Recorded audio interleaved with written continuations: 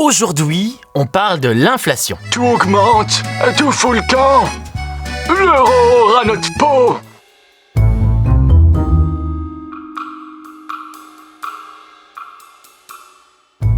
Dans une économie de marché, le prix des biens et des services varie. Certains augmentent, d'autres diminuent. Mais quand de façon globale, le prix augmente, on appelle ça de l'inflation. Et donc, chaque euro que j'ai en main me permet, avec le temps, d'acheter de moins en moins de biens et de services. Oui, mais comment calcule-t-on cette inflation ? On prend un panier, sorte de représentation fictive de ce que consomme un ménage moyen. Alors oui, je sais, nous n'avons pas tous les mêmes habitudes de consommation. Certains n'ont pas de voiture, d'autres sont végétariens, et puis la consommation varie en fonction du sexe, de l'âge ou du niveau social.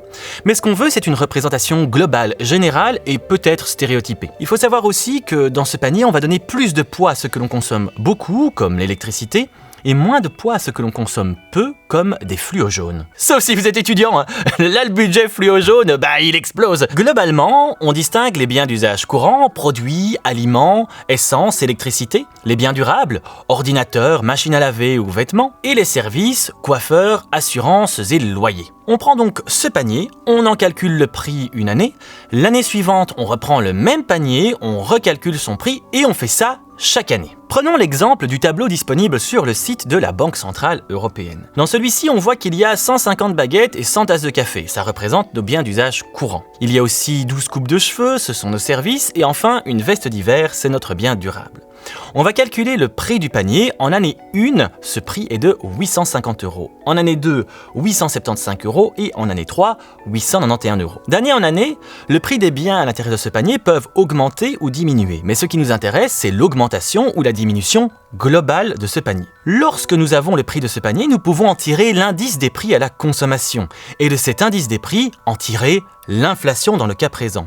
Une inflation de 2,9% en année 2 et une inflation de 1,8% en année 3. Dans la zone euro, la hausse des prix à la consommation est mesurée par l'indice des prix à la consommation harmonisé, l'IPCH. Harmonisé veut dire que tous les pays adoptent la même méthodologie, ce qui permet de comparer les données entre les pays. Attention, il est essentiel d'avoir une bonne méthodologie et de ne pas se fier à son instinct.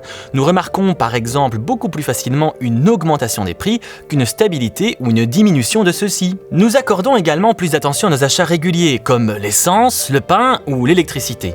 Et nous nous focalisons moins sur nos achats exceptionnels, comme un ordinateur ou une machine à laver.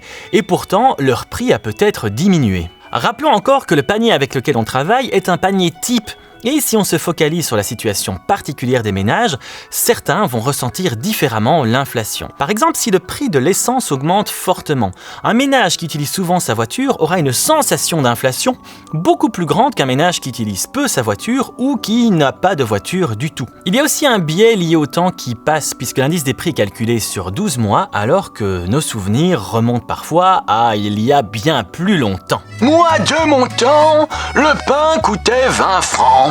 Nous avons tendance aussi à considérer qu'une augmentation de prix est toujours due à l'inflation, alors qu'il peut s'agir d'une amélioration technique d'un bien ou d'un service. Je donne un exemple. Une voiture dont le coût augmenterait de 5%. Peut-être que, dans ces 5%, 1% de l'augmentation signifie une amélioration technique de la voiture.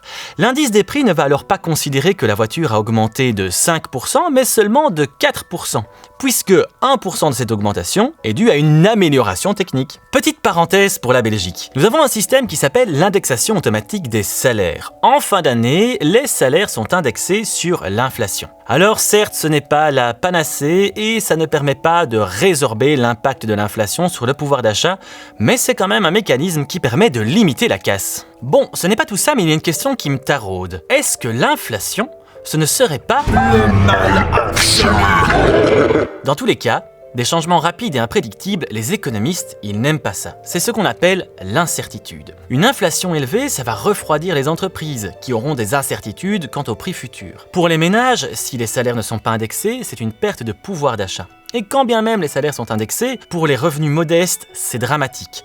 Par contre, ça va favoriser les emprunteurs. Si l'inflation est élevée, le prix des biens et des services augmente, les salaires sont indexés, et donc le poids relatif de la dette dans le revenu du ménage va diminuer. Une inflation élevée, ça favorise donc les propriétaires. Une inflation modérée peut quant à elle être positive. En effet, si cette inflation est maîtrisée et qu'en plus le coût relatif de la dette va diminuer, cela permet de faire des investissements. C'est la raison pour laquelle le montant remboursé par nos parents pour leur crédit hypothécaire nous semble ridiculement bas aujourd'hui, alors qu'il correspondait au niveau de vie avant. A l'inverse, la déflation, c'est-à-dire la baisse généralisée du prix des biens et des services, va augmenter le coût réel de la dette. En effet, si tout diminue, les salaires compris, mais que les dettes restent les mêmes, alors le poids de la dette relativement à notre revenu va augmenter. Qui plus est, les consommateurs, voyant le prix des biens et des services diminuer, vont avoir tendance à reporter leurs achats en attendant encore plus de baisse du prix des biens et des services.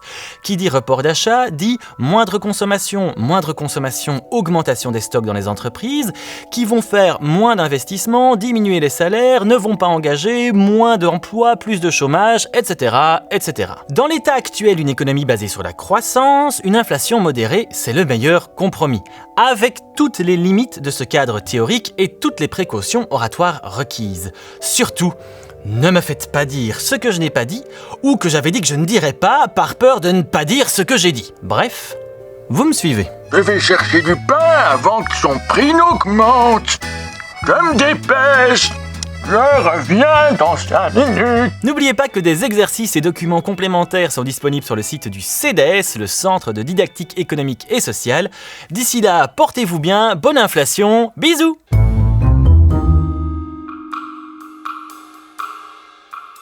Eh bien non, la boulangerie est fermée.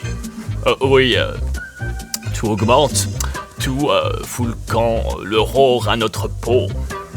Petite parenthèse belge. Ouah